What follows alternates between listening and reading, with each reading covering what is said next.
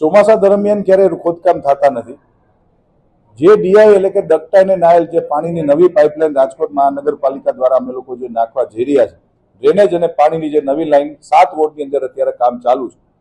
આ વોર્ડની જ્યાં વોર્ડની અંદર જ્યાં ડીઆઈ પાઇપલાઇનના જે ખાડા ખોદવામાં આવ્યા છે, વરસાદ રહે છે એટલે અમે પેચવર્ક કરીએ છીએ. એની ઉપર જે ખોદાણ થયું છે, સ્વાભાવિક છે કે જ્યારે આપણે ખાડો ખોદતા હોઈએ છીએ ત્યારે એ જ મટીરિયલ પાછું આપણે જ્યારે ખાડામાં નાખીએ છીએ ત્યારે એની અંદર આપણે એક ડબલું પાણી રેડીએ એટલે જમીનની લેવલની સપાટીથી ખાડો પાછો નીચે આવી જતો હોય છે.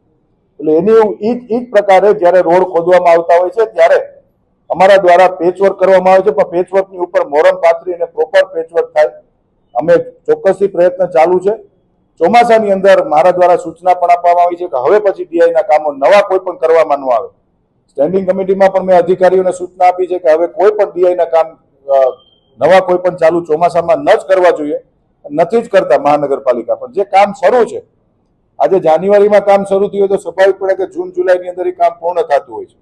તો એમાં અમારે એ ખાડા જે બુરાયેલા છે, જે ખોદાયેલા ખાડા છે, એને બુરી અને પેચવર્ક કરવું પડે.